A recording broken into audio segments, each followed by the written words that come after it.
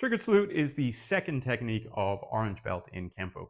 And again, following the lines of severity of attack, clutching feathers is our grab, which as we said is the least severe attack in terms of order of severity.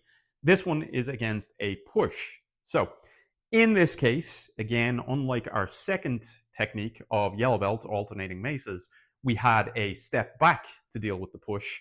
This time it's against a right hand straight push or direct push to your left shoulder.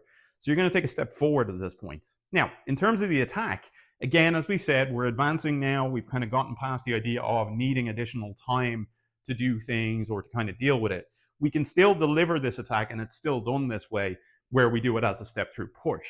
Now, that step through push, again, it leaves time, but it's not very realistic in some ways.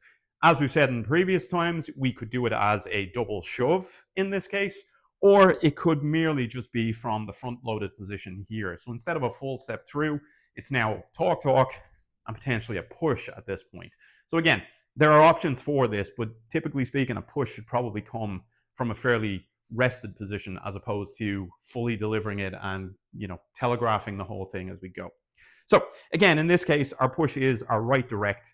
Could be, as we said, that double shove, push, and then potential full-on shove at this point as well.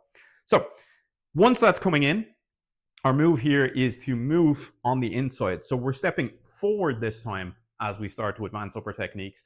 And as we do that, we're starting to contour as well. So we're allowing that push potentially to touch the shoulder, not necessarily shove us all the way back, but we're also rounding that push. So we're not taking the full brunt or impact of it as well. As you can see, the left hand is coming up to keep a check here as well. We don't want the hand too close to us that we can't monitor or can't do anything with. It could also be a pin if the hand is here, that you're pinning it to your body.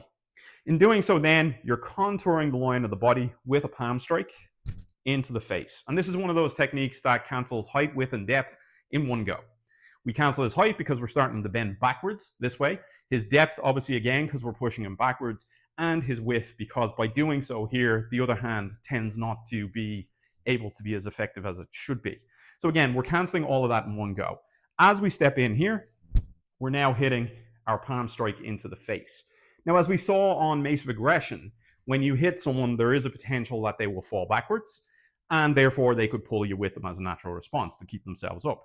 This is no different. When I step in and I have my push through on this, I have to use a very similar move to what we've already done in Mace of Aggression, which is I bring the arm down. Now, this can be done as a stiff arm hammer style pull in or check in, or it can be done as a hook in with the hand in this configuration.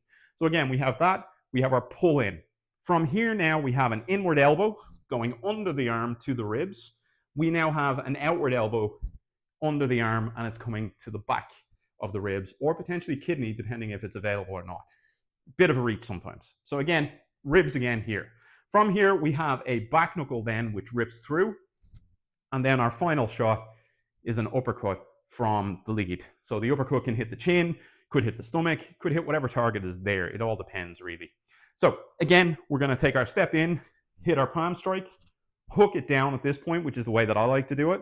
We have our elbow in, elbow out, back knuckle to here, and we have our uppercut. Now, if you've been paying attention to our yellow belt technique, Mace of Aggression, you will note that this here goes over the arms. In Triggered Salute, you are now doing a very similar movement under the arms with some additional strikes added in as well. So, potential relationship there between the two, one being the upper version, the other being the lower version. Again, bearing in mind that you've got a single hand versus a double hand attack, but these things are all circumstantial. So when we take our step in, we're moving inside the arm and we're contouring. Later techniques will also vary and be different variations of that type of attack. This one coming on the direct line, glancing salute coming on the cross line, and then we will have later on with the left hand coming on the direct line, snapping twig. So lots of relationships, lots of things between the techniques. The main thing is, this is how I do Triggered Salute at the moment.